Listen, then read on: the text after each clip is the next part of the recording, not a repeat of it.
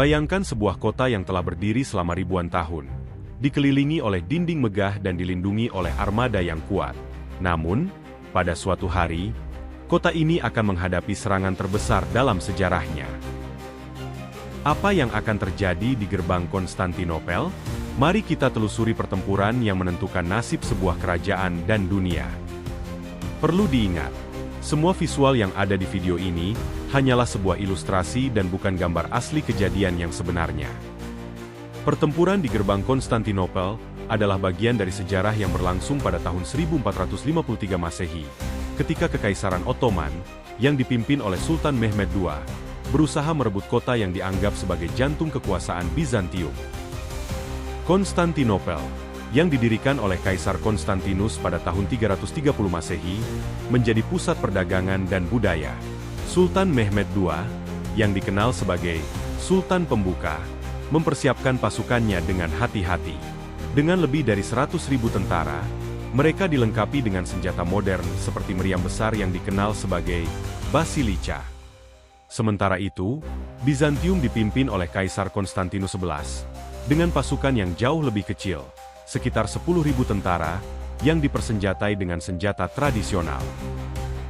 Pada tanggal 6 April 1453 Masehi, Sultan Mehmed II memulai pengepungan.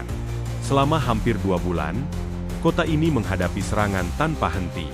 Dinding Konstantinopel, yang telah bertahan selama berabad-abad, mulai menunjukkan tanda-tanda kelemahan. Namun, pertahanan Bizantium tetap berjuang dengan gagah berani. Salah satu taktik yang digunakan oleh Sultan Mehmed adalah penggunaan meriam besar untuk menghancurkan dinding.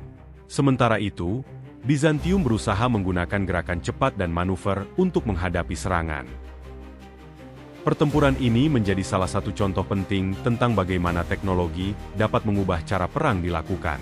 Pada tanggal 22 Mei 1453 Masehi, Sultan Mehmed II meluncurkan serangan terakhir.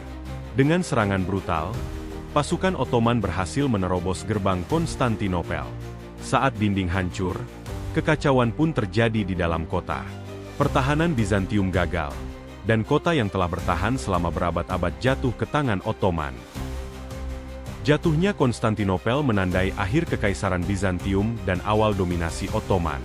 Hal ini memicu perubahan besar dalam perdagangan dan budaya, serta menjadi momen penting dalam sejarah Eropa dan Asia. Kota ini kemudian dikenal sebagai Istanbul, pusat kekuasaan Ottoman selama berabad-abad.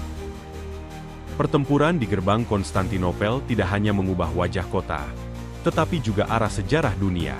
Untuk lebih banyak cerita menarik tentang pertempuran bersejarah dan pengaruhnya, pastikan untuk subscribe dan aktifkan notifikasi agar tidak ketinggalan konten terbaru. Terima kasih telah menonton, dan sampai jumpa di video berikutnya.